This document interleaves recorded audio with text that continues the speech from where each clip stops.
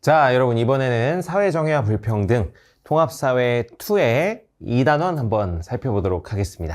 자, 여기는 이제 정의에 대해서 살펴봅니다. 정의란 무엇인가? 이렇게 이게 핵심 주제인데, 자, 한번 가볼게요. 자, 정의의 의미부터 한번 가보도록 하겠습니다. 정의의 의미와 필요성 이렇게 되어 있는데, 자, 우리가 이렇게 정의 생각하면 뭐 일반적으로 슈퍼히어로 이런 거 떠오르는데, 정의의 일반적인 사전적 의미는 뭐냐면, 자, 마땅한 몫을 공정하게 받는 것, 요걸 우리가 정의라고 합니다. 마땅한 몫을 공정하게 받는 것. 자, 그거를 얘기했던 대표적인 사람이 있는데 그 사람이 바로 아리스토텔레스입니다.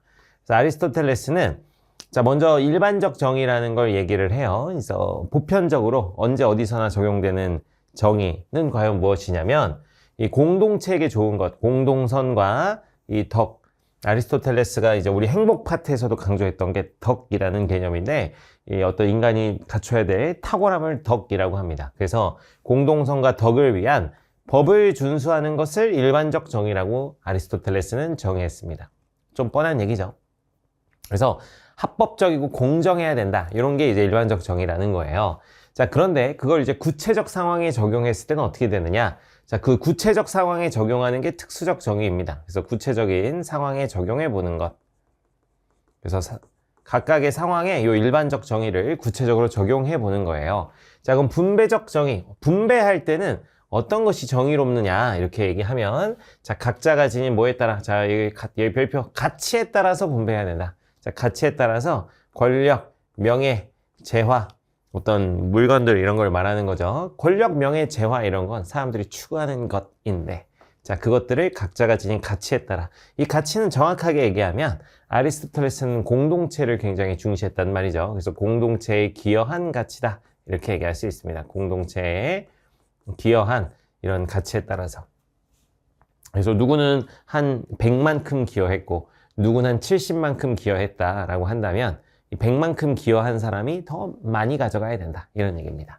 그래서 그것에 따라서 권력, 명예, 재화 등을 분배하여 공정함을 실현하는 것이다. 그래서 뭐라고 표현하느냐? 그래서 같은 것은 같게, 같은 것은 같게. 여러분, 그러면 다른 것은 모르겠어요. 다른 것은 다르게 이렇게 얘기하겠죠. 다른 것은 다르게 이렇게 이야기하는 게 아리스토텔레스의 분배적 정의입니다. 자, 그리고 이제 교정적 정의는 뭐냐면, 여러분, 교정이라는 말은 바로잡는다라는 뜻입니다. 그래서 시정이라고 표현하기도 하고 교정이라고도 하죠. 그러니까 교정이 발생하는 이유는 잘못된 게 있을 때 바로잡는다라는 얘기입니다. 그래서 손익, 손해와 이익의 관점에서 서로 동등하지 않다면 그 상태를 바로잡는다. 그래서 어떤 두 사람이 거래를 했는데 A라는 사람은 100만큼의 이득을 얻었는데 B라는 사람은 100만큼의 손해를 얻었다. 그러면은 이게 불공정하지 않잖아요. 그래서 그 두 사람이 얻은 불공정한 이익과 손해를 이렇게 조정을 해주는 겁니다. 그게 교정적 정의입니다. 그래서 서로 간에 동등하지 않은 상태를 바로잡는 것이다. 자, 그리고 이제 교정적 정의와 유사하게 교환적 정의입니다. 그래서 우리가 어떤 교환 같은 것을 할 때 같은 가치의 물건끼리 교환하여 교환의 결과를 공정하게 하는 것이다. 그래서 교환적 정의가 지켜지지 않을 때 그거를 이제 교정하는 거죠. 교환이 이제 공정하게 이루어지지 않았을 때 그것을 바로잡는 게 바로 교정이 되겠습니다.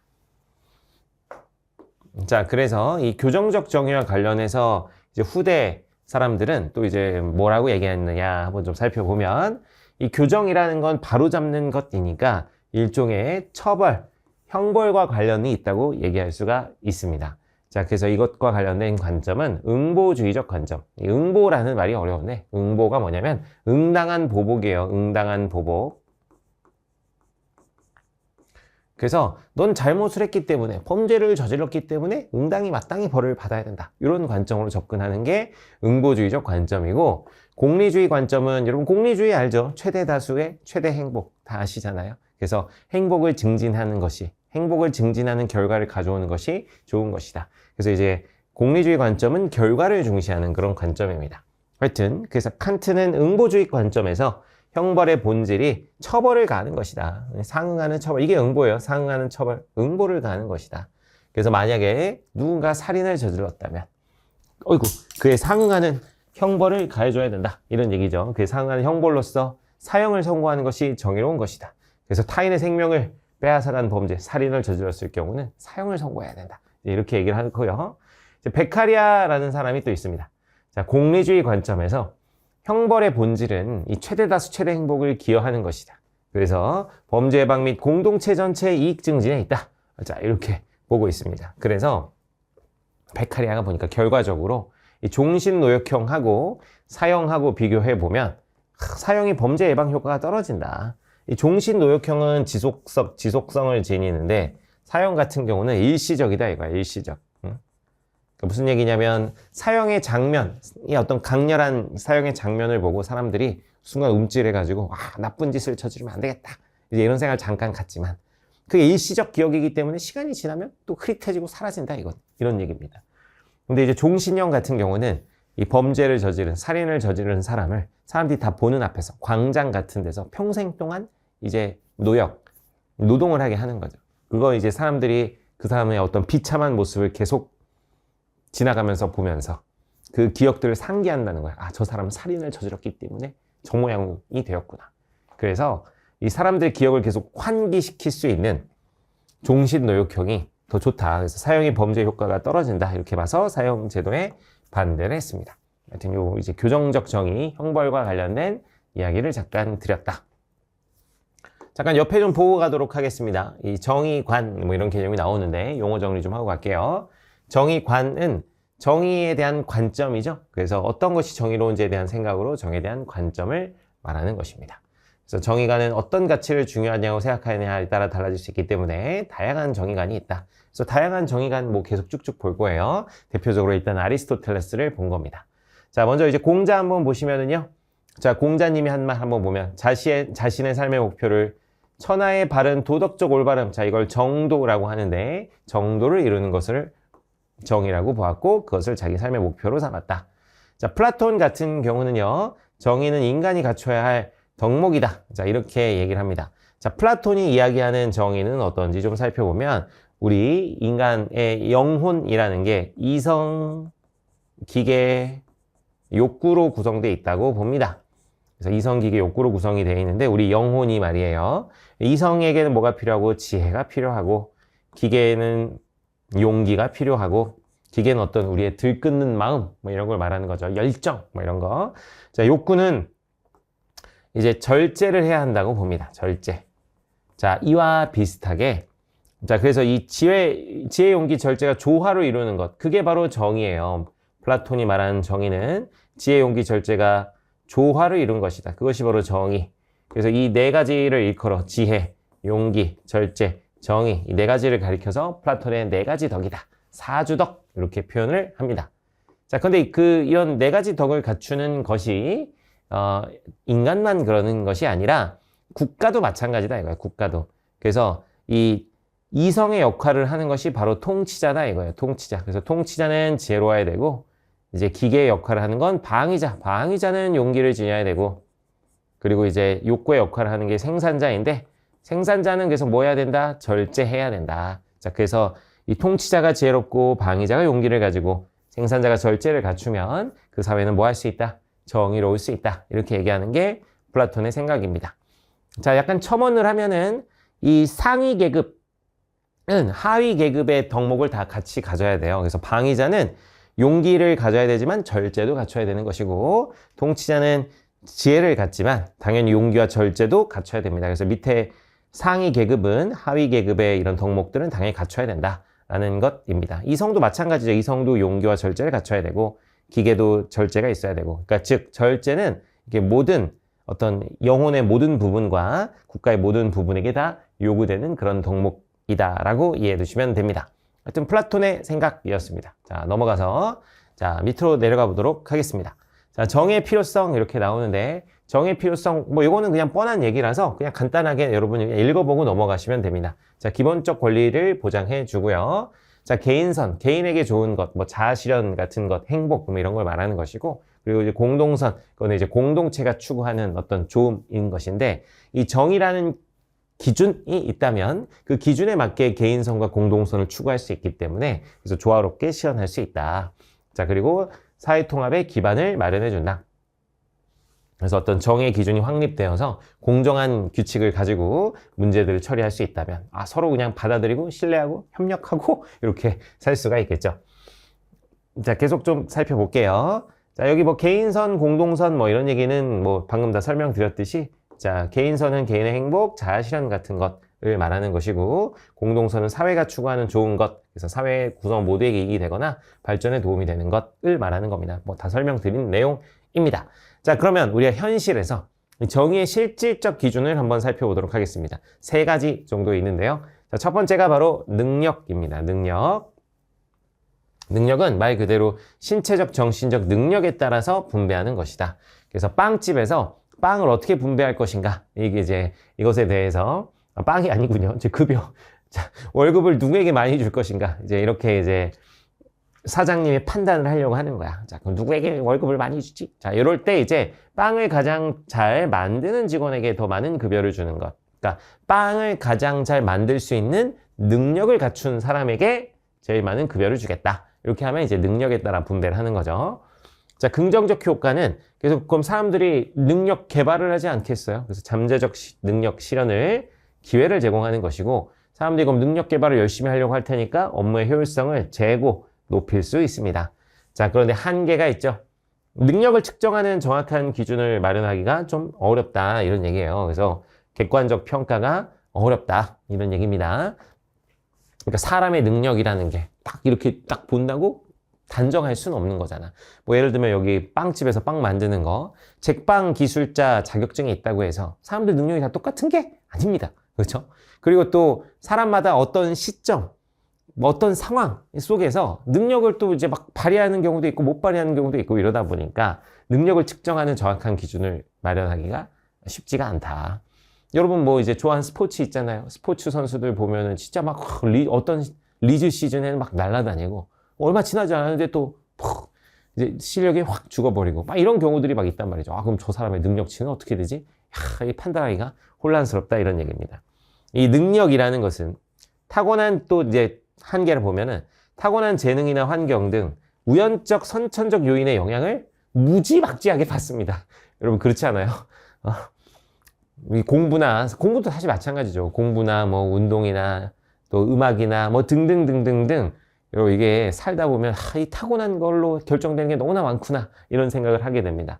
그래서 이런 것들의 영향을 많이 받기 때문에 이런 걸 고려하지 않으면 능력을 타고나지 못한 사람들 같은 경우는 이제 이런 불평등 속에서 이게 뭔가를 많은 성취를 얻어내기가 어렵겠죠. 그래서 이런 우려가 있다. 불평등이 심화될 우려가 있다. 뭐 이런 게 이제 능력에 따른 분배가 되겠습니다. 자, 그렇고 자, 업적에 따른 분배 뭐 이렇게 나와 있는데요. 자, 업적에 따른 분배는 자, 달성한 업적, 성과 등에 따라 분배하는 것이다. 여러분 이 능력하고 업적하고 좀 친구들이 많이 헷갈려 하는데 잠깐 옆에 보면서 정리를 해보면 자, 능력이라는 것은 일을 감당할 수 있는 힘을 의미하는 것이고 업적은 그 힘을 발휘해서 실제로 얻어낸 공적, 성취해놓은 일, 성과를 의미하는 것이다. 그러니까 능력이 있어도 그 능력을 발휘하지 않으면 성과가 없을 수도 있는 거예요. 그래서 능력을 갖고 있으면 업적을 이루기 용이하지만 노력하지 않거나 상황이 여의치 않을 경우는 업적을 내지 못할 수도 있는 겁니다. 그래서 아까 빵을 가장 잘 만들 수 있는 능력을 가진 사람에게 더 많은 급여를 준다는 건 능력에 따라 분배하는 것입니다. 예를 들면 제빵 기술자 자격증이 있다. 그럼 넌 빵을 잘 만들겠구나. 급여를 많이 주는 건데 이제 그러면 능력에 따라 분배하는 건데 업적에 따라 분배하는 건 실제로 그러면은 이번 달에 빵을 만든 개수를 딱딱딱딱딱 세보는 거야. 자, 그래서 빵집에서 빵을 가장 많이 만든 직원에게 더 많은 급여를 주는 것이다. 구분할 수 있겠죠. 능력은 그 사람이 가지고 있는 능력. 하지만 그 능력을 보여줄 수 없는 상황이 생길 수도 있어요. 그러면 성과를 내지 못하는 거지. 근데 그게 아니라 성과에 따라서 하는 것은 이제 업적에 따른 분배다. 여러분 좋아하는 뭐 운동선수, 축구선수나 농구선수 보면 이거는 뭐 엄청난 재능이다. 이렇게 막 사람들이 막 난리를 했었는데 부상이나 뭐 이런 것들로 인해서 별다른 업적, 수상 이런 건 못하고 은퇴하는 경우들도 너무나 많습니다. 그래서 업적과 능력은 다른 개념이다. 자, 긍정적 효과를 보면은 자, 업적은 그나마 능력보다는 훨씬 더 평가하기가 쉽습니다. 그래서 객관화 가능한 지표가 있다. 운동선수 평가할 때 우승 몇 번 했어. 아주 객관적이죠. 너 뭐 수상 몇 번 했어? MVP 같은 거 타봤어? 이렇게 객관화 가능한 지표가 있습니다. 그래서 능력에 비해서 분배 몫을 정하기가 쉽습니다. 자, 그리고 역시 업적에 따라 분배하면 사람들이 그럼 난 업적을 많이 내야지. 성취 동기를 제공하여 생산성, 효율성을 높일 수 있다. 하지만 이제 종류가 다른 경우에는 또 이제 업적이 비교하기가 좀 어렵다. 뭐 이런 얘기예요. 뭐 예를 들면 축구 선수 메시가 뛰어나냐, 아니면은 뭐 농구에서 르브론 제임스가 더 뛰어나냐, 이런 거는 영역이 다르잖아요. 영역이. 그래가지고 팬들이 막 키보드 배틀 하는 겁니다. 르브론이 낫다, 메시가 낫다, 뭐 이러면서 이 종류가 다르니까. 자, 그리고 이 업적이라는 것도 어쨌든 이 사회적 약자, 예를 들면 장애인이라든가 이런 사람들이 이제 많은 업적을 내기가 쉽지가 않겠잖아요. 자, 그래서 이런 많은 업적을 내기 어려운 사회적 약자에 대한 배려가 좀 부족해질 수 있다. 또 경쟁이 과열되거나 사회적 갈등을 유발할 수도 있다. 그래서 업적을 막 많이 내려고 상대편에게 막 꼼수를 쓴다거나 뭐 이런 것들이 이제 될 수가 있기 때문에 너무 경쟁이 과열되는 거나 갈등이 심화되는 그런 한계도 있다. 자, 그래서 이제 또 다른 기준이 있습니다. 바로 이제 무슨 기준이냐? 필요에 따른 분배. 필요라는 기준이 있죠. 그래서 필요가 더 절실하게 필요한 사람에게 더 많이 분배해야 된다는 게 필요에 따른 분배예요. 그래서 기본적 필요를 충족하기 어려운 사람에게, 그래서 좀 어려운 사람들에게 우선적으로 분배하는 게 필요에 따른 분배입니다. 그래서 이제 가정 형편 등을 고려해서 가장 빵을 필요로 하는 사람에게 우선적으로 빵을 주는 것, 이런 게 이제 필요에 따른 분배라고 할 수가 있겠죠. 그래서 어려운 사람들이 가장 지금 절실하게 뭐가 필요하잖아. 그래서 그 사람들에게 우선적으로 분배하는 게 필요에 따른 분배입니다. 자, 긍정적 효과는 사회적 약자를 포함하여 사람들의 인간다운 삶을 보장해 줄 수 있고요. 자, 사회 불평등을 해소해서 경제적 안정을 도모할 수 있다. 하지만 한계도 있습니다. 이 자원이 한정되어 있다 보니까 모든 사람의 필요를 충족하는 건 불가능한 일이고요. 이 필요에 따라 분배해주면 그래도 이제 최소한의 생활을 이제 유지할 수 있게 해준다는 의미이기 때문에 굳이 막 열심히 일해야 될 필요를 못 느낄 수 있습니다. 그래서 성취 동기가 약해질 수 있다. 그래서 생산성과 효율성이 이렇게 떨어질 수 있다라는 그런 이야기가 되겠습니다. 자, 미국의 정치 철학자 왈처라는 사람이 있습니다. 자, 이 아저씨는 뭐라고 하셨느냐? 자, 분배 기준이라는 게 굉장히 다양하다 이거야. 그래서 이 영역마다, 사회마다 분배 기준이랑 굉장히 다양하고 다르기 때문에 어떤 하나의 가치를 통해서 다른 가치들도 쉽게 차지할 수 있는 사회는 정의롭지 않다. 무슨 얘기냐면 영역마다 기준이 달라야 그게 건강하고 좋은 사회인데, 하나의 가치를 내가 가진다고 해서 그 가치를 가지고 다른 영역에까지 막 힘을 뻗치고 이러는 건 그건 좋은 사회가 아니다. 예를 들면 우리 자본주의 사회에서는 사실 말이에요. 여러분 뭐야? 돈이 가장 막강한 힘을 가지고 있습니다. 여러분 다 인정하시죠? 돈이 가장 막강한 힘을 가져요. 그래서 예를 들면 미국 사회 예를 들어보면 미국 사회 누가 가장 부자예요? 우리 다 아는 테슬라의 일론 머스크잖아요. 그래서 일론 머스크가 이제 돈을 많이 가져서 경제적 영역에서 막강한 힘을 가지고 있는데 지금 그것뿐만 아니라 뭐야? 지금 정치적 영역에서도 막 이런저런 정책들에 대해서 의견 내고 막강한 힘을 가지게 되고 문화 쪽 이런 데서도 당연히 막강한 힘을 가지게 됩니다. 그러면 이 왈처는 그게 건강한 사회가 아니라는 거예요. 그 한 가지 영역에서 가진 힘은 그 영역 안에서만 힘을 발휘해야지 다른 영역에까지 힘을 미쳐서는 안 된다. 각각의 영역은 각각의 기준에 의해서 움직여야 된다. 이게 이제 왈처의 생각입니다. 그래서 영역 간 경계와 독립성을 강조하며 다른 영역의 분배는 다 다른 기준에 의해서 이루어져야 된다. 그래서 이윤 추구가 목적인 회사는 능력이나 업적을 기준으로 그렇게 분배할 수 있겠지만 안전과 복지와 관련된 경우에는 어떤 그 안전과 복지를 가장 필요로 하는 사람들에게 우선적으로 필요를 기준으로 분배해야 된다. 이렇게 이야기를 했습니다. 미국의 정치 철학자 왈처의 이야기였고요. 잠깐 위로 돌아가서 자, 여기 보면 절대적 평등에 따른 분배도 있습니다. 방금 우리가 본 건 세 가지죠. 능력, 업적, 필요인데 또 다른 기준 절대적 평등. 절대적 평등은 여러분 그냥 모두 똑같이 n분의 1 하겠다 이런 얘기예요. n분의 1. 그래서 구성원 모두에게 동일한 몫을 분배하는 것. 뭐 대표적으로 뭐가 있냐면 여러분 그 최근에 많이 나오는 논의가 기본소득이라는 논의가 있습니다. 기본소득. 그래서 모든 사람들에게 뭐 예를 들면 월에 100만 원이면 100만 원, 50만 원이면 50만 원 이렇게 기본소득을 분배하겠다. 뭐 이런 이제 의견들이 나와 있어요. 이게 아직 많이 적용되지는 않았지만 이런 이제 또 주장이 있습니다. 자, 긍정적 효과를 보면은 기회나 혜택 등을 모두에게 고루 분배할 수 있다. 근데 한계를 보면 자, 예를 들면 기본소득 전 국민에게 100만 원씩 한다고 해보자고요. 그럼 서로 다른 특성과 상황에 놓인 사람에게 이렇게 똑같이 분배를 하는 것이 꼭 공정하지 않은 것일 수도 있다 이거예요. 자, 예를 들면 뭐 이재용 회장 같은 사람은 뭐 기본소득 100만 원 받아봤자 티도 안 날 텐데 이게 뭔 의미가 있냐? 차라리 어려운 사람도 도와주는 게 더 좋지 않느냐? 뭐 이렇게 얘기할 수도 있다는 겁니다. 이제 하여튼 이런 이제 절대적 평등에 대한 이야기도 잠깐 살펴봤습니다. 자, 밑으로 넘어가서요. 다양한 정의관에 대해서 살펴보도록 하겠습니다. 자, 여기는 이제 자유주의적 정의관이라고 나오는데 이 말 그대로 이거는 자유를 굉장히 중시하는 거예요. 자유주의 정의관에 깔려있는 기본 사상은 자유주의와 말 그대로 뭐 자유주의니까 또 개인주의입니다. 개인주의. 자유주의는 말 그대로 자유를 가장 큰 가치로 여기는 사상이고 자, 개인주의는 개인이 중요하다 이거예요. 그래서 이 공동체보다 개인이 더 우선한다고 보는 사상이다. 여러분 이기주의랑은 좀 달라요. 이기주의는 나의 이익만 생각하는 건데 개인주의는 공동체보다 개인이 우선한다.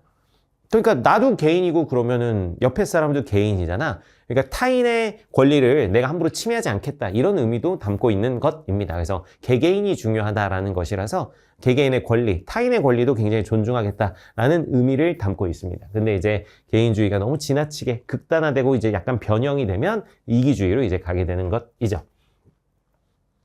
자, 이런 자유주의의 인간관을 한번 보면은요, 자유주의는 개개인이 인생에 대해서 스스로 선택해 나간다고 봅니다. 그래서 개인이 공동체의 전통이나 가치로부터 독립된 존재다. 그래서 가치관이나 이런 거는 개개인이 알아서 판단하고 나아간다. 이렇게 봅니다.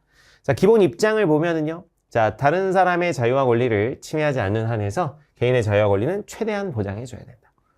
자, 이를 통해서 개개인에게 좋은 것, 아까 개인의 행복이나 개인의 자아 실현, 이런 것들을 실현하는 게 정의로운 것이다. 자, 타인의 자유와 권리를 침해하는 경우를 제외하고는 그래서 국가는 개인에게 너 이렇게 살아! 라고 하면서 특정 가치관을 강제하면 안 된다. 개인의 선택권과 자율성을 최대한 보장해줘야 된다는 게 자유주의의 기본 입장입니다. 그래서 국가의 개입을 최대한 사적인 영역, 개인들의 어떤 사적인 영역에는 국가의 개입을 최소화해야 된다는 것이 이 자유주의 정의관의 입장이 되겠습니다. 이 자유에 대한 개념도 좀 살펴보도록 할게요, 여러분. 이 자유를 크게 나눠보면 소극적 자유와 적극적 자유가 있습니다. 소극적 자유는 날 좀 냅둬 이거야. 그래서 타인이나 국가 같은 외부로부터 간섭이나 방해가 없는 상태를 말합니다. 그래서 날 좀 냅둬 이게 소극적 자유입니다. 여러분 잘 하시는 거잖아요. 어머니가 잔소리 하시면 뭐야? 어머니 날 좀 냅둬요. 엄만 왜 자꾸 그렇게 날 간섭하려고 그래? 하여튼 여러분들이 하는 게 뭐예요? 소극적 자유를 추구하는 겁니다. 그게 뭐예요? 그래서 국가로부터 자유라고 해요. 그래서 국가가 함부로 나에게 간섭하지 마라. 그래서 국가로부터의 자유라고 표현하는데 자, 적극적 자유는 자신의 선택과 결정에 따라서 목적을 설정하고 그것을 실현해 나갈 수 있는 상태를 말합니다. 그래서 뭔가를 적극적으로 해나갈 수 있는 자유를 적극적 자유라고 해요. 그러면은 뭔가를 어떤 사람이 적극적으로 해나가려면 그것을 행할 수 있는 토대가 필요합니다. 그래서 그 토대를 누가 마련해 줘야 된다는 거야? 국가가 마련해 줘야 된다는 거야. 그래서 이것을 뭐라고 표현하냐면 국가에 의한 자유입니다. 국가에 의한 자유. 예를 들면 굉장히 어떤 가난한 사람이 자기가 막 의사가 되고 싶어요. 근데 막 공부할 수 있는 여건이 안 돼. 자, 그럴 때 난 의사가 되고 싶은데 공부를 열심히 하고 싶은데 이런 생각을 했으면 그거를 이제 달성해 나갈 이제 배경이 필요한 거예요. 자, 그거는 누가 마련해 줄 수 있는 거야? 국가가 마련해 줄 수 있죠. 자, 그래서 그것이 국가에 의한 자유, 적극적 자유라고 이야기를 합니다. 자, 넘어가겠습니다. 자, 한계를 보시면은요. 자, 이기주의로 변질될 수 있다. 아까 얘기했죠. 개인주의는 이기주의랑 좀 다른 개념인데 개인주의가 너무 이제 지나치게 되면 이제 그 왜곡되다 보면은 이제 뭐가 될 수 있다? 이기주의가 될 수 있다.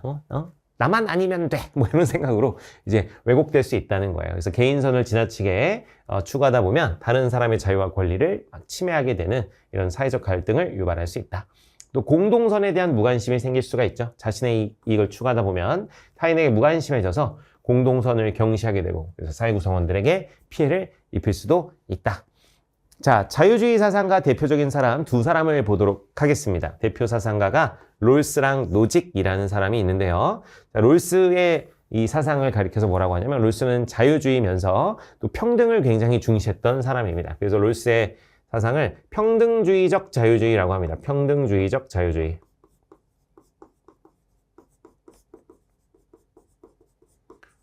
자, 그래서 이제 공정으로서의 정의라는 개념이 있는데요. 자, 롤스가 생각을 했어요. 어떤 것이 정의로울까? 이제 평생을 고민했던 사람인데 하여튼 나름 롤스가 내렸던 결론은 공정으로서의 정의라는 것입니다. 자, 이 내용이 뭐냐면 어떤 획일화된 딱 정의의 기준을 확 정할 수는 없겠지만 모든 사람이 어떤 기준에 동의할 수 있다면 모든 사람이 어떤 기준에 동의할 수 있다면 그 기준에 따른 결과는 사람들이 다 받아들일 것이다 라는 거예요. 다시 어떤 결과를 가지고 이렇게 획일화된 기준 이런 거를 이제 딱 자기가 정할 수는 없지만 모든 사람이 동의할 수 있는 기준이 있다면 모든 사람이 동의할 수 있는 기준이나 어떤 절차가 있다면 그 기준 절차에 따라서 나온 결과는 우리가 다 받아들일 것이다. 우리가 여러분 게임 같은 거 하기 전에 게임의 룰을 서로 다 논의해서 정해 놓는다면 그 결과는 우리가 다 받아들이는 거잖아요. 그 비슷한 개념으로 생각하시면 됩니다. 공정으로서의 정의는 그래서 절차의 공정성이 보장된다면 그래서 이 절차의 공정성이라는 것은 결국에 모두가 동의할 수 있냐는 거야. 모두의 동의. 그래서 모두가 그 절차에 동의한다면 그래 인해 나온 결과는 공정한 것이다. 그래서 이 정의의 기준은 결과에서 찾는 게 아니에요. 롤스는. 결과에서 찾는 게 아니라 뭐에서 찾는다? 절차의 공정성에서 찾는다. 자, 그래서 사회 운영 원칙은 달리 얘기하면 정의의 원칙이라고 할 수 있는데 이것을 우리들끼리 다 동의했을 때 그 합의의 절차가 공정하다면 그 절차를 통해 나온 결과도 공정하다.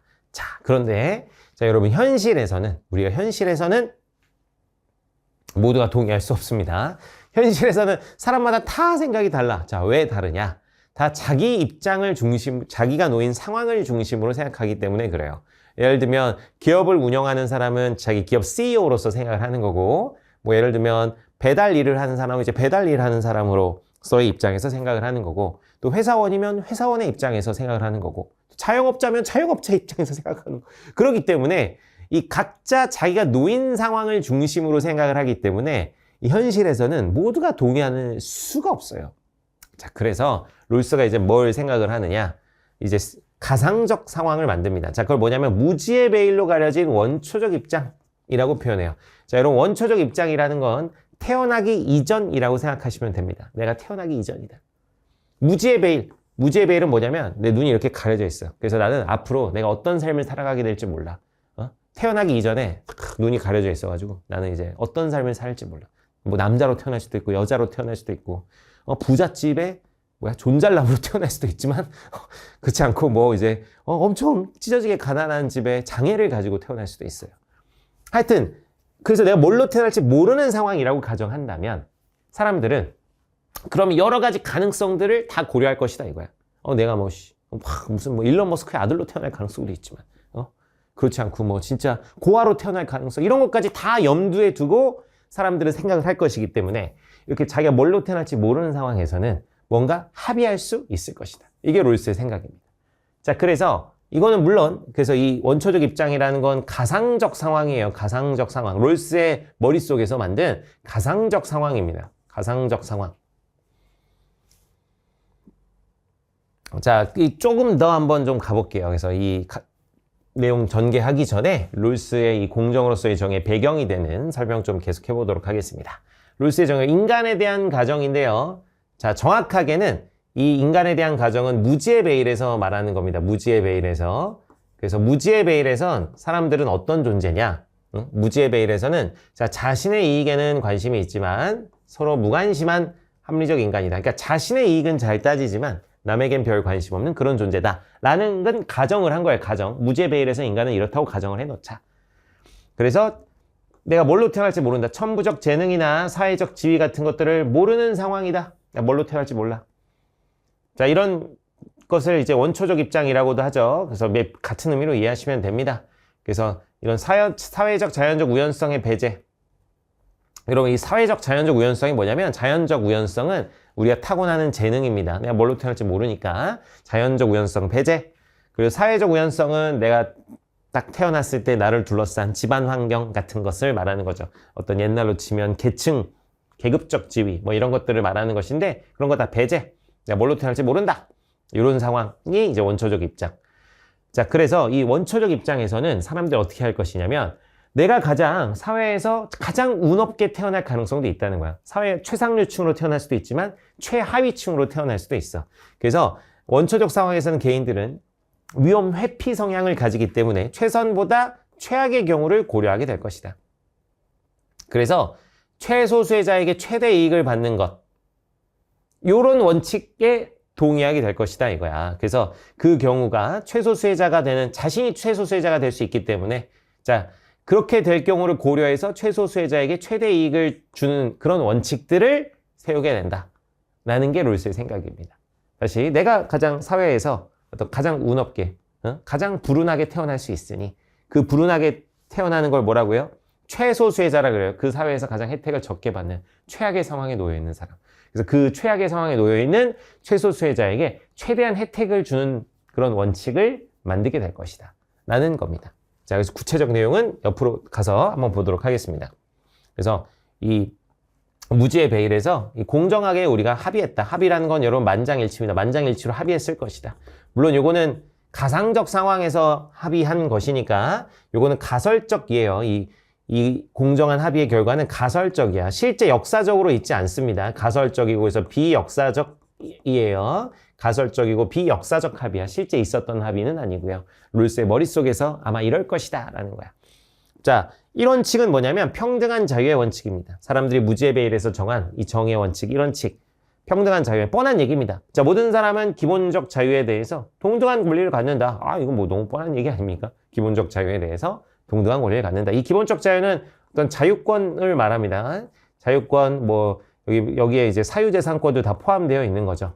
그래서 자유에 대해서 동등한 권리를 갖는다. 자, 이 원칙은 두 가지가 있는데요. 자, 공정한 기회균등의 원칙, 기균원. 자, 그래서 이 사회에 불평등의 계기가 되는 지위. 그래서 뭐 기업 CEO가 된다거나, 내가 대통령이 된다거나, 이런 어떤 사람들이 추구하는 그런 지위들이 있죠. 그런 지위는 모든 사람들에게 개방되어야 된다. 모든 사람에게 동등하게, 공정하게 기회가 가야 된다는 것이고, 자, 그 다음 차등의 원칙이 있습니다. 자, 요게 굉장히 중요한데, 차등이라는 말은 불평등을 말하는 것입니다, 여러분. 그래서 사회적, 경제적 불평등은 있어도 된다, 이거야. 불평등이 있어도 된다. 단 조건이 있다. 자, 최소수혜자에게, 그래서 사회에서 가장 혜택을 적게 받는 불운한 사람, 사회 가장 밑바닥에 있는 최소수혜자에게 최대 이익을 보장하는 경우에만 정당화될 수 있다. 이게 이제 차등의 원칙입니다. 불평등이 있어도 되는데 불평등이 있으려면 가장 사회 밑바닥에 있는 사람에게까지 혜택이 돼야 된다. 자, 예를 들면 여러분 손흥민 선수가 볼 차가지고 뭐 300억 벌고 막 이런다고 해보자고요. 그러면 불평등이 생기잖아요. 자, 그 불평등이 대신 누구에게까지도 최소수혜자에게까지도 이득이 되어야 그건 용납될 수 있다. 그래서 손흥민 선수가 300억 번 거 중에 일부는 이제 이 사회에서 막 최소수혜자에게 이제 혜택을 주는 방식으로 복지 같은 걸로 이런 방식으로 이제 사용이 된다면 그거는 정당화될 수 있다. 이런 취지입니다. 자, 그러면 이 차등의 원칙을 실현하기 위해서는 그래서 국가의 적극적 개입이 필요한 거죠. 국가의 적극적 개입이 필요하다. 자, 이런 정의 원칙은 서열적으로 배열되어 있어요. 1원칙이 어쨌든 우선합니다. 그래서 2원칙은 1원칙보다 우선할 수 없다.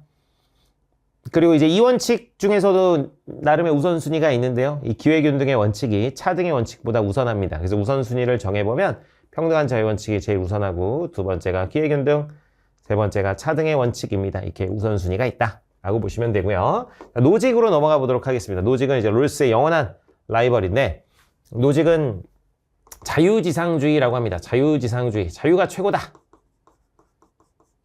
그래서 이 노직은 개개인들이 자유롭게 하면 된다. 자꾸 뭐 국가가 개입하려고 하지 마라. 이게 노직의 핵심이에요.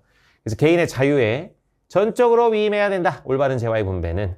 그래서 그 개인의 자유에 위임한다는 것은 그 개인이 정당하게 소유 권리를 가지고 있다면 국가는 뭐 거기에 개입할 게 없다. 이런 얘기입니다.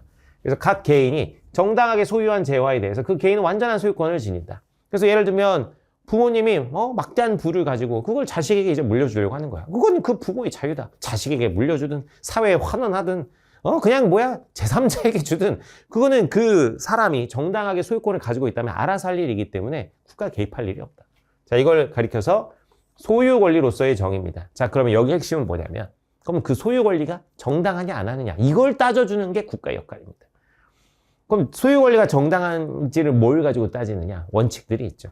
자, 취득의 원칙입니다. 취득의 원칙. 이건 최초 취득의 원칙이라고도 하는데 어떤 재화를 취득할 때 정당한 노동을 통해서 취득해야 돼요. 그러면은 정당하게 소유 권리가 있다. 이 정당한 노동이라는 건 타인에게 피해를 줘서는 안 된다는 거야. 타인에게 피해를 줘서는 안 된다. 타인에게 피해를 주지 않고 정당하게 내가 노동을 통해서 취득했다면 그 사람 소유 권리가 안 된다 이거야. 그래서 뭐 예를 들면 내가 뒷산에 나무를 막 베가지고 제가 이제 탁자를 만들었다고 해보자고. 아주 멋있는 탁자. 그러면 그건 내 거다 이거야. 그게 타인에게 피해를 주지 않았다면. 근데 이제 그 나무를 나무에 기대서 그늘에서 쉬던 사람들, 과일 따먹던 사람들 이런 사람들이 있었다면 그 사람들에게 피해를 주는 거니까 만약 그렇다면 그건 정당하지 않은 거고 뭐 그런 경우가 없다고 한다면 내가 이제 뒷산에 나무를 베어가지고 탁자를 딱 만들었다. 내 노동을 통해서. 정당히 내 소유 권리가 있다. 자, 그러면 이렇게 얻은 거를 내가 자유롭게 다른 사람에게 뭐 할 수 있는 거예요? 양도할 수 있다 이거예요. 이전이라고도 하고요. 그래서 정당한 소유권을 타인에 의해 자유롭게 정당하게 양도받은 경우 역시 정당한 소유 권리가 있다. 그래서 노직이 얘기하는 건 취득 이전의 원칙인데 그래서 이 취득 이전 과정이 정의로우면 취득 이전 과정이 별 문제가 없다면 정의롭다면 역시 뭐예요? 결과도 정의롭다 이거야. 결과도 정의롭다. 그래서 노직도 말이에요. 절차적 정의예요. 결과를 중심적으로 판단하는 것이 아니라 절차를 보는 겁니다. 취득 이전 과정이 정의로워야 그 결과가 정의롭다는 거예요. 취득과 이전 과정에 문제가 없어야. 그래서 이제 노직도 이게 결국 절차적 정의라고 볼 수가 있습니다. 롤스가 말하는 절차랑은 다르죠. 롤스도 절차적 정의고 노직도 절차적 정의인데 롤스가 말하는 절차는 모두가 동의할 수 있는 공정한 절차를 말하는 것이고 노직이 말하는 절차는 취득과 이전 절차를 말하는 것이라서 둘이 말하는 절차는 다르지만 둘 다 절차적 정의를 강조한다는 건 공통점입니다. 자, 그런데 이 취득과 이전에서 만약에 문제가 생겼다.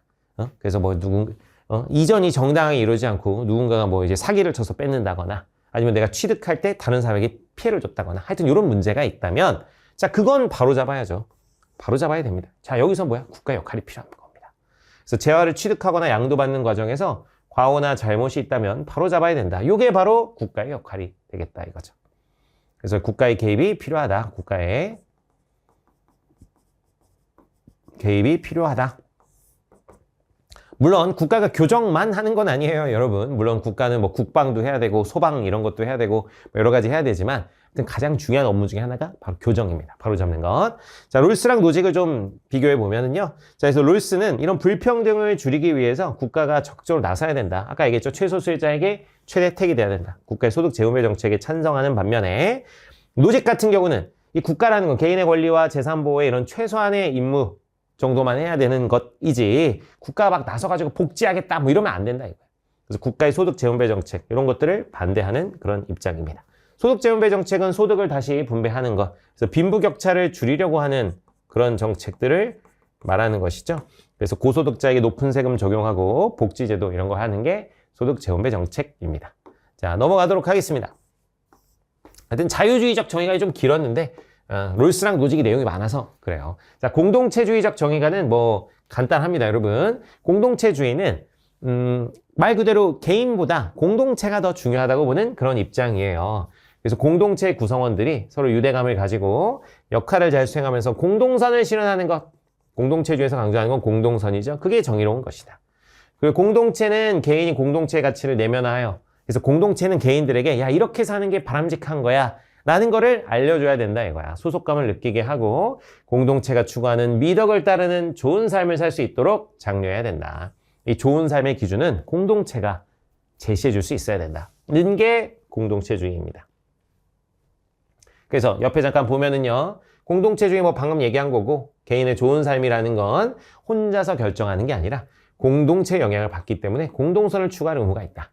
여러분 그렇잖아요. 뭐 우리가 이제 대한민국에서 태어났기 때문에 여러 가지 이런 가치관을 가지고 있는 것이지 우리가 뭐 중국에서 태어났다거나 아니면 또 인도에서 태어났다거나 다른 이렇게 문화권에서 태어났다면 또 완전히 또 다른 어떤 삶의 기준, 가치관을 가질 수가 있습니다. 거기에 초점을 맞추는 게 공동체주의죠. 그래서 공동체주의의 인간관은 개인의 공동체의 전통이나 가치로부터 영향을 받아서 자아 정체성을 형성해가는 존재다. 스스로 정체성을 형성하는 게 아니다. 공동체 속에서 정체성을 형성하는 것이다. 자, 다시 돌아가서 여기 보면 이 공동체주의의 한계를 한번 보도록 하겠습니다. 그래서 집단주의로 변질 가능성이 있다. 집단주의 혹은 전체주의라고 하는데 공동체주의가 또 너무 이제 극단화되면 집단주의. 그래서 집단을 위해서 넌 희생해라. 이런 식으로까지 갈 수 있다 이거예요. 그래서 개인의 자유와 권리 희생을 강요하는 집단주의 혹은 전체주의, 파시즘이라고도 합니다. 이런 걸로 변질될 가능성이 있다. 그리고 부당한 문화가 계속 답습될 수 있다. 공동체의 전통과 제도를 보존한다는 명목으로 어떤 인권을 침해하는 전 근대적인 막 중국의 전족 발 쬐끄맣게 만드고 아니면 뭐 인도의 뭐 사티 제도 남편이 죽으면 부인도 뭐 따라죽게 하고 막 이런 것들 그것도 우리 공동체의 전통인데 그거 이어가야 되는 거 아니야? 뭐 이렇게 부당한 관습을 정당화하는 근거로 사용될 우려가 있고요. 또 이제 연고주의, 공동체주의는 너 어디 소속이야? 이걸 강조하기 때문에 나 어디 출신이야? 이런 것들이 이제 계속 이어져 오다 보면 개인이나 능력이나 노력과 관계없이 어떤 개인 간의 어떤 출신 성분, 어떤 개인 간의 인연, 개인 간의 인간관계 이런 것들로 인해서 뭔가 일 처리가 되는 연고주의가 강화될 수 있습니다. 우리 한국에 옛날에 이제 많이 문제됐던 것이 이런 연고주의예요. 혈연, 학연, 지연 등을 중시하거나 우선을 여기는 태도. 그래서 이런 것들에 따라서 이제 분배가 이루어지게 된다면 그건 굉장히 불평등하고 불공정한 분배가 되겠죠. 자, 이 공동체주의 사상가 한번 살펴보면 이제 세 사람 우리가 살펴볼 텐데요. 자, 맥킨타이어라는 사람이 있습니다. 가장 대표적인 사람인데, 자, 우리 위에서 본 내용이에요. 우리의 정체성이라는 건 사회 속에서 사회적 역할을 통해서 정체성을 형성해 간다. 그리고 우리는 이 공동체의 이야기 속에서 자아를 형성해 간다 이거야. 그래서 공동체 역사 맥락 속에서 우리 존재들은 파악하는 이야기 속 서사적이라고 하면 너무 어려운 표현이고 여러분 이야기 속 우리 공동체, 우리 한민족의 역사 속에서 우리는 살아가는 것이다 라는 겁니다. 그래서 우리가 이제 뭐 중국이나 일본 뭐 이런 데 대해서 가지는 감정, 북한 이런 데서 이런 다른 나라들에 대해 가지는 감정은 우리나라의 이런 역사 속에서 우리가 갖게 되는 것이다. 그래서 나는 공동체와 분리되어 존재하는 것이 아니다. 나는 친족에 속하고 저 부족에 속하고 이 민족에 속한다. 그래서 나에게 좋은 건 이런 친족, 부족에게도 좋아야 된다. 그래서 나는 나이가 소속되는 이 공동체 속에서 다양한 것들을 물려받는다. 이것이 바로 나의 삶에 주어진 거고 나의 출발점이다. 이렇게 이야기하는 게 맥킨타이어입니다. 자, 그리고 정의란 무엇인가라는 아주 유명한 베스트셀러를 쓴 작가 마이클 샌델이라는 미국의 교수님이 있죠. 자, 이 샌델 아저씨는 뭐라고 하냐면 개인은 무연고적 자아가 아니라 연고적 자아다. 무연고적 자아라는 건 어떤 공동체와 분리되어 있는 그런 자아를 무연고적 자아라고 하는데 그게 아니라 연고적 자아다 이거예요. 연고적 자아라는 건 특정한 공동체의 문화와 역사 등의 영향을 받아서 자아를 형성한 것이다 라는 얘기입니다. 그래서 우리의 삶 자체가 공동체와 떨어질 수 없으니 책임의식을 가지고 공동성 증진에 기여해야 된다. 자, 우리 아까 분배할 때 봤었던 왈츠 아저씨도 있어요. 왈츠 아저씨는 공동체의 문화적 특수성과 차이를 고려하여 사회적 가치를 분배해야 된다. 그래서 그 각기 다른 사회적 가치는 각기 다른 기준에 의해 분배되어야 된다. 아까 다 봤던 얘기죠. 영역마다 사회마다 분배 기준은 달라야 된다. 자, 자유주의적 정의관과 공동체주의적 정의관이 이제 조화를 이룰 수가 있습니다. 자, 뭐 다 봤던 내용인데 다시 한번 좀 살펴보면 개인선과 공동선에 대한 입장을 좀 보면은 자유주의에서는 개인의 자유, 권리 보장 이런 개인선을 추구하는 것이 결국에 국가의 부를 증진하는 등 공동선으로 이어진다는 입장이고, 자, 공동체주의에서는 공동선의 실현은 결국에 구성원 개개인들에게도 좋다. 개인선으로 이어진다는 것이에요. 그러니까 둘 다 뭘 우선하느냐의 차이가 있지만 둘 다 공동선과 개인선이 같이 갈 수 있다라고 보는 겁니다. 그래서 자유주의와 공동체주의는 우선하는 게 다르지만 둘 다 개인선과 공동선이 조화를 이룰 수 있다 이렇게 보는 거죠.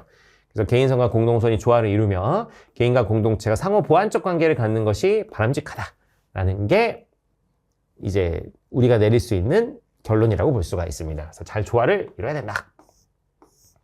자, 다음 내용으로 넘어가 보시면은요. 자, 사회 및 공간 불평등 현상의 해결 방안. 여기 이제 뭐 그렇게 어렵지 않습니다. 가볍게 그냥 보여주시면 되는데, 자, 먼저 불평등 현상이에요. 불평등의 의미. 자, 부, 권력, 명예 등 사람들이 갖고 싶어 하는 것. 이걸 뭐라 그래? 사회적 희소 가치라고 해요. 그래서 고루 분배되지 않아서 개인이나 집단이 평등한 지위를 갖지 못하고 서열화, 위아래가 나눠져 있는 이런 상황을 사회 불평등이라고 합니다.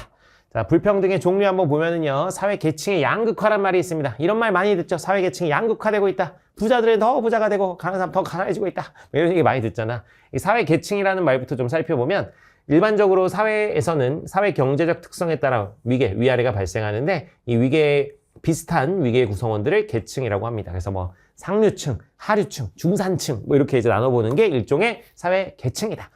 자, 그런데 이제 불평등이 심해지면 양극화 현상이 나타나게 되는데요. 그래서 중간 계층이 어떻게 되고 감소하고 상층과 층으로 이렇게 나눠지게 되는 현상이 나타납니다.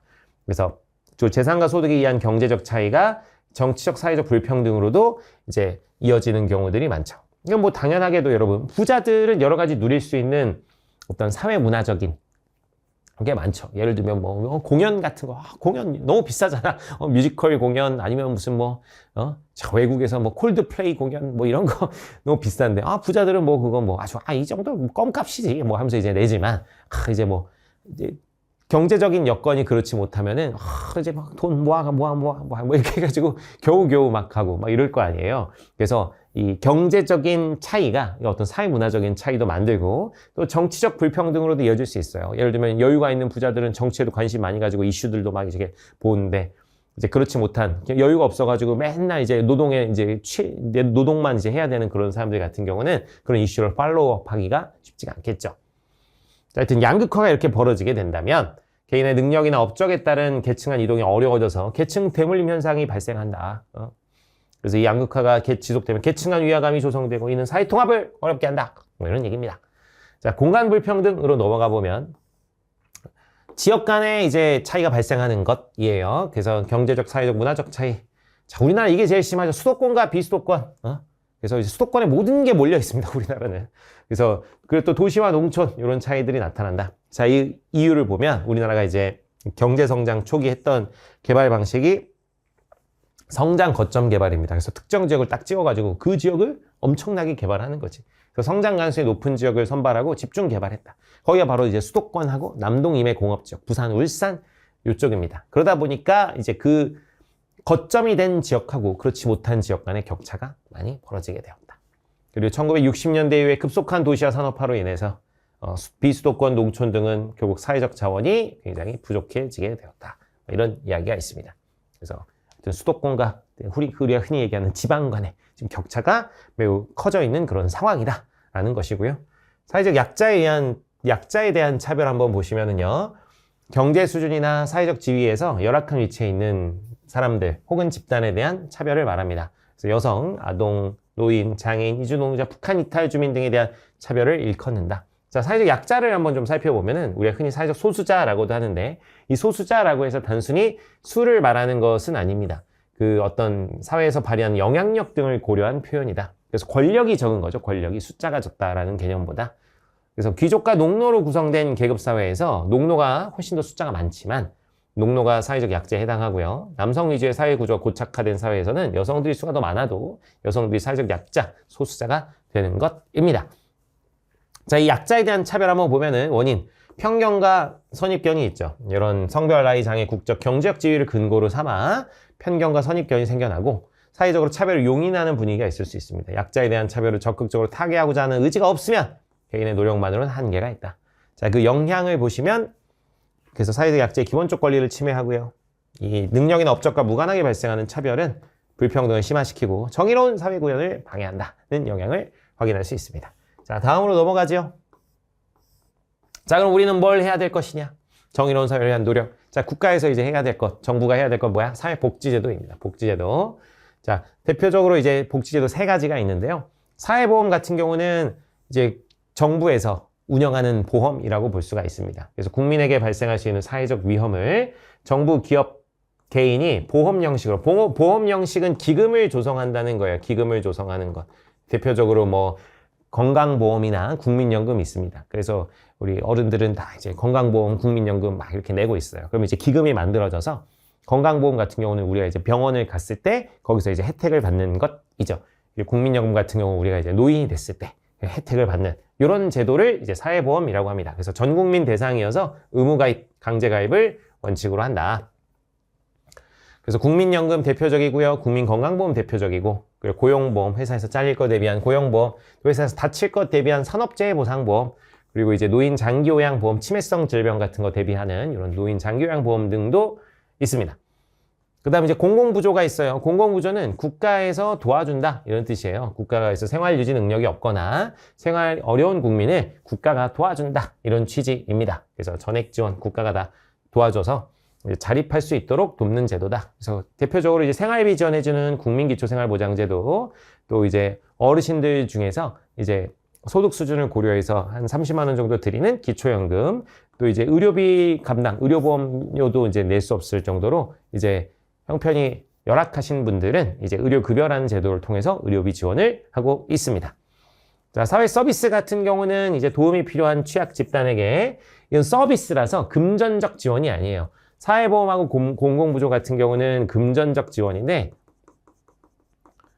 이 사회 서비스 같은 경우는 서비스로 하는 것이기 때문에 비금전적 지원입니다. 비금전적 지원.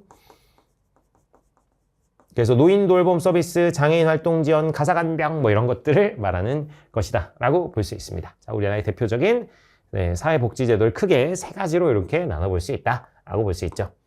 자, 지역격차 완화 정책을 살펴보면은요. 자, 공간 불평등을 이제 해소해서 국토 균형 개발 도모하는 것인데, 그래서 제일 많이 쓰는 게 이거예요. 정부에서 쓸 수 있는 가장 쉬운 것이라서, 야, 너 저기로 가! 이렇게 하는 거야. 공공기관 및 기업을 지방 이전한다. 그래서 수도권에 위치한 공공기관을 지방으로 이전하거나, 지방으로 이전하는 기업에게 세금 감면, 규제 완화, 이런 혜택을 제공합니다. 자, 그리고 지역 경쟁력을 이제 높이는 방안이 있는데, 지방자치단체가 특산품이나 관광 자원을 개발해서 이제 자립형 지역 발전의 기반을 추구하고요. 또 도시 내부의 불평등을 완화하기 위해서 공공임대주택, 서울 같은 데는 이제 청년주택 이런 거 이제 굉장히 많이 만들죠. 이제 도시 기반 시설 확충, 환경 정비 실시 이런 것들을 해가지고 도시 내부의 불평등을 완화한다 이렇게 얘기합니다.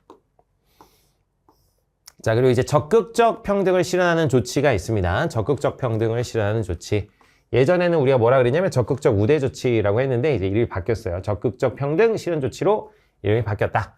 자, 그래서 사회적으로 차별받는 약자들에게 실질적인 기회 평등을 제공하는 그런 조치를 말하는 것인데, 이게 뭐 복지제도 이런 거랑은 또 다릅니다. 이거 예를 들면 뭐 이제 할당제 같은 게 대표적이에요. 그래서 뭐 예를 들면 사람 뽑을 때 몇 %는 이 사회적 약자들에게 할당하겠다라든가, 뭐 대학 입시 때도 그렇죠. 뭐 이제 그 농어촌 특별 전형 뭐 이런 거 있는 것처럼.